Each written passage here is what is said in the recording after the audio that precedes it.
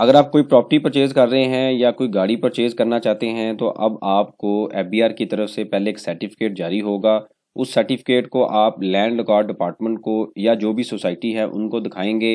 इसी तरीके से अगर आपने कोई गाड़ी परचेज करनी है तो पहले आप जो डीलर हैं या जो कार मैन्युफैक्चरर हैं उनकी तरफ से ओके होगा, वो सर्टिफिकेट देखेंगे तो उसके बाद आप गाड़ी या प्रॉपर्टी परचेज कर सकेंगे।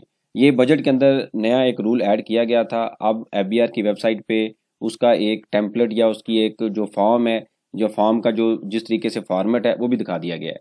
ये लॉ क्यों ऐड किया गया है और किस इसके पीछे क्या लॉजिक है, आप प्रॉपर्टी परचेज करने के या कार परचेज करने के कब अहल हो सकते हैं या कब आप नाअहल होंगे, आज के इस लेक्चर में सारे कॉन्सेप्ट को स्टडी करते हैं। आप देखें प्रैक्टिकल लर्निंग है, उसमें हूँ फ़हीम महबूब। वापस आते हैं टॉपिक के ऊपर। जैसे आप सबको पता है जो बजट है वो 10/6/2024 को उसका जो प्रपोजल है वो दे दिया गया था। उसमें डिफरेंट तरह की चेंजेस की गई, एडिशनल टैक्स लगाए गए, वन बाय वन हमने काफ़ी चीज़ें देखी। तो अभी एक उसके अंदर एक सेक्शन था जो कि 114C था। वो सेक्शन क्या कहता है, अगर हम थोड़ा सा इसको पहले भी हमने काफ़ी बार डिस्कस किया, पिछले साल दिसंबर में जब ये थोड़ा कॉन्सेप्ट आया उस टाइम भी हमने डिस्कस किया। तो अब क्या है कि अब एक फाइलर है, सबसे पहले कॉन्सेप्ट आया था कि एक फाइलर होता है, उसके बाद एक नॉन फाइलर होता है। फिर इन्होंने कहा कि नहीं, फाइलर नॉन फाइलर तो कोई वर्ड नहीं है, ये पूरी दुनिया में कहीं पे नॉन फाइलर यूज़ नहीं होता, तो हम इसको क्या करते हैं, एक्टिव और इनएक्टिव का वर्ड दे देते हैं।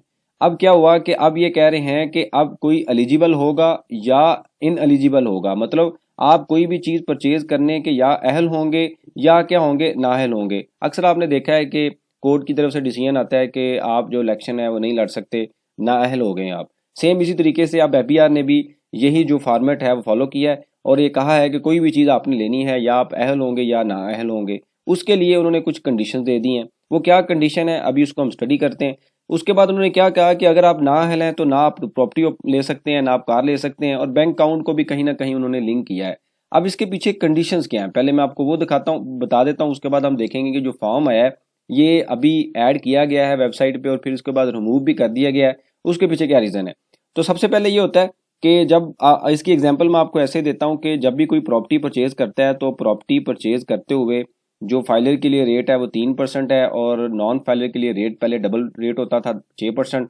तो अब क्या है, लेट फाइलर के लिए 6% कर दिया गया है और जो लेट फाइलर हैं उनका रेट जो है वो 6% है। इसी तरीके से जो नॉन फाइलर है उनका रेट कितना है, 10%। अब ये तो था, ये पिछले साल 1 जुलाई 2024 से ये जो लेट फाइलर का कॉन्सेप्ट ऐड किया गया, उससे पहले फाइलर और लोअर फाइलर था। अब इससे पीछे क्या होता था, अगर हम 30 जून 2024 से पहले पहले बात करें तो दो वर्ड थे, एक था फाइलर और एक था नॉन फाइलर। तो लोग जब प्रॉपर्टी परचेज करते थे तो टेम्परेरी तौर पे अपने आप को फाइलर करते हैं और टैक्स सेव करते हैं, क्योंकि फाइलर का रेट 3% था, इसी तरीके से नॉन फाइलर का रेट 6% था। तो लोग टैक्स बचाने के लिए 3% टैक्स बचाते हैं और टेम्परेरी फाइलर होते हैं और प्रॉपर्टी परचेज कर लेते हैं। उसके बाद ना वो रिटर्न फाइल करते हैं, ना एफबीआर के पास इतने रिसोर्सेज हैं कि एक एक बंदे को देखा जाए कि किसने क्या काम किया है। अब इन्होंने ये कहा है कि नहीं, ये तो हम इस तरीके से तो पकड़ नहीं सकते, ना ही लोग हमसे काबू आ रहे हैं, ना हम इतने एफिशिएंट हैं ये काम कर सकें। तो इन्होंने कहा कि चलो जब लोग प्रॉपर्टी परचेज करते हैं तो उस टाइम पे एक कंडीशन लगा देते हैं कि कौन इस प्रॉपर्टी को परचेज करने का एलिजिबल है या अहल है और कौन इनएलिजिबल है। अब ये कैसे डिसाइड होगा, इसकी मैं आपको एग्जांपल दे देता हूँ कि आपको याद होगा कि 2022 में 7E का जो एक सेक्शन आता है जिस पे ये होता है कि हर साल आपने 1% प्रॉपर्टी का टैक्स देना है। अब सेल करते हुए जब आप प्रॉपर्टी, जिन लोगों ने प्रॉपर्टी बेची है उनको तो पता चल जाएगा कि सेल करते हुए जब आप प्रॉपर्टी बेचते हैं तो आपसे 236C का जो टैक्स है वो तो लिया ही जाता है, साथ आपको ये कह दिया जाता है कि आपने 1% टैक्स 7E का देना है या आप सर्टिफिकेट दे दें। तो सर्टिफिकेट क्या बताता है कि आपके ऊपर 7E का जो टैक्स है अप्लाई नहीं होना। अगर वहां पे एग्जाम्प्ट लिखा हुआ है, यस लिखा हुआ है तो अप्लाई नहीं होगा, अगर नो लिखा हुआ है तो अप्लाई होगा।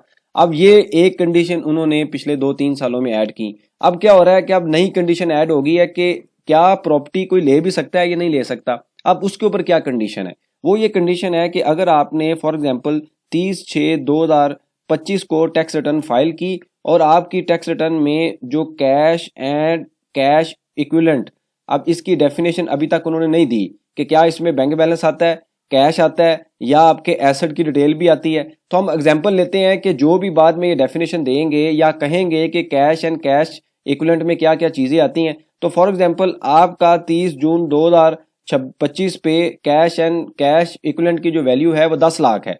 तो अगर आपने बाद में प्रॉपर्टी लेनी है यानी कि 1 जुलाई 2025 से 30 जून 2026 तक कोई आप प्रॉपर्टी कोई आपने एसेट लेना है तो आप इसका 130% ले सकते हैं। मतलब आप सिर्फ 13 लाख रुपए की प्रॉपर्टी या गाड़ी या इस तरह की कुछ चीजें ले सकते हैं, इसके अलावा आप परचेज नहीं कर सकेंगे।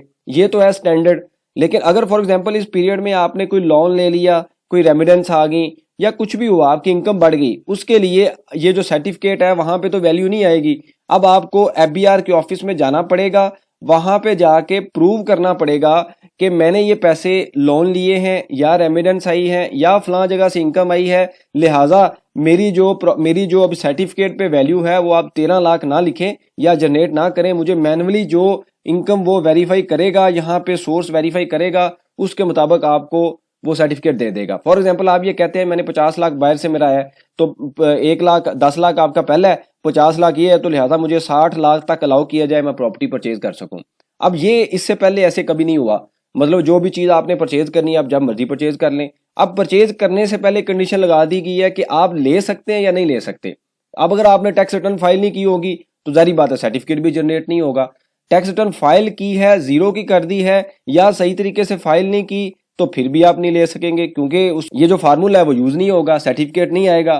तो इस तरीके से पहले उन्होंने स्टार्ट किया है प्रॉपर्टी से, और इमूवेबल प्रॉपर्टी मतलब व्हीकल, कार, इस तरह की जो चीजें हैं उसके ऊपर स्टार्ट लिया है। हो सकता है बाद में हमें कह दिया जाए कि 50 लाख से ऊपर की प्रॉपर्टी के ऊपर ये कंडीशन है, 50 लाख के नीचे की प्रॉपर्टी पे नहीं है, 13 सीसी से गाड़ी जो ऊपर है उसके ऊपर कंडीशन है, उससे नीचे नहीं है। ये बाद में एफबीआर क्लियर करेगा। लेकिन जो उन्होंने बजट में ऐड किया, इतना उसमें क्विक एक्शन लिया कि आईआरएस जब आप ओपन करते हैं, वैसे अभी सुबह तक आ रहा था, अभी शाम को मैंने अभी चेक किया तो ये ऑप्शन नहीं आ रही थी कि अगर आप ओपन करेंगे, हो सकता है अपडेट हो रहा हो, वैसे कंफर्म भी हमने किया अपडेट हो रहा है, 1-2 दिनों तक आ जाएगी ऑप्शन भी। तो आपको वहां पे आईआरएस के मेन जहां पे स्वैप या जहां पे आपका नाम आ रहा है उसी रो में आपको सर्टिफिकेट ऑफ एलिजिबिलिटी, मतलब आप अहल भी हैं, अहल होने का जो सर्टिफिकेट है ना वो उसका नाम रखा गया है। तो यहाँ पे जब आप क्लिक करेंगे तो इस तरीके से सर्टिफिकेट ओपन होगा।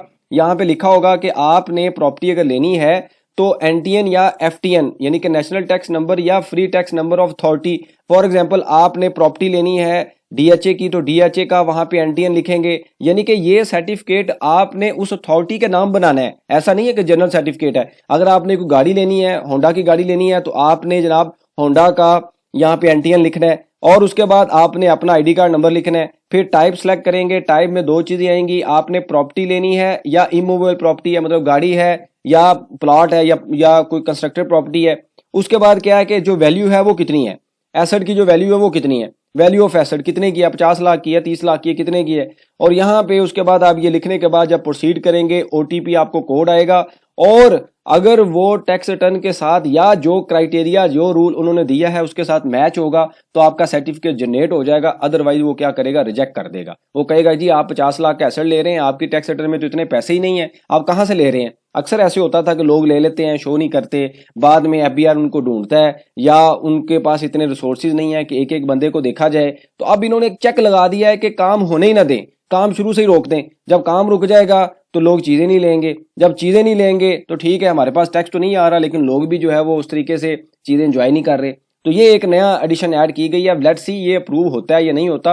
अगर ये ऐड हो जाता है और इसकी कोई लिमिट डिसाइड नहीं होती कि फॉर एग्जांपल 50 लाख से ऊपर की प्रॉपर्टी पे ये अप्लाई होगा, तो अगर सारी प्रॉपर्टी पे अप्लाई होगा फिर तो सारी चीजें रुक जाएंगी, प्रॉपर्टी है या कोई भी चीज है वो सारी रुक जाएगी। इसके ऊपर लिहाजा अगर ये रूल अप्लाई करना है तो पहले स्टार्ट में कोई लिमिट होनी चाहिए कि 1 करोड़ या 2 करोड़ से ऊपर की जो प्रॉपर्टी है उसके ऊपर ये अप्लाई होगा, इतने 1 करोड़ से ऊपर की जो गाड़ी है उसके ऊपर अप्लाई होगा, उससे नीचे अप्लाई नहीं होगा, फिर ये इफेक्टिव होगा। लेकिन अगर अचानक से कर दिया गया, इस तरह के पहले भी बड़े तजर्बे किए गए, ताजो 2 स्कीम के तजर्बे किए गए और भी काफी किए जा रहे हैं, तो ये भी फेल होगा। अब लेट्स सी आने वाले दिनों में इसके ऊपर एफबीआर क्या एक्शन लेता है, ये अप्रूव होता है या किस तरीके से अप्रूव होता है, कैसे इंप्लीमेंट होता है, क्या अचानक से होता है। बड़ी चीजें ऐसे अचानक से की गई फिर रिवर्स भी हो गई, आपके सामने ही है, काफी चीजें आई, क्यूसी कोड का मसला आया वो उसके बाद फिर रिवर्स कर दिया गया। अब ये भी हो सकता है ऐसे ही हो। आने वाले दिनों में हमें इसके ऊपर मजीद अपडेट मिल जाएगी। लेकिन अभी अगर आप ओपन करेंगे आईआरएस तो शायद आपको ये लॉगिन वहां पे नजर ना आए, 1-2 दिन बाद दोबारा ट्राई कीजिए, आपको वहां पे मिल जाएगा। इस सारे बैकग्राउंड का पूरे लेक्चर में मैंने आपको सारा बैकग्राउंड बता दिया है कि ये क्यों किया जा रहा है। इससे रेलिवेंट कोई भी आपके पास सजेशन हो, क्वेश्चन हो, मेंशन कीजिए, इसके ऊपर हम डिस्कशन करेंगे ताकि जो लर्निंग का प्रोसेस है कंटिन्यू रहे। बहुत शुक्रिया, जज़ाकल्लाह।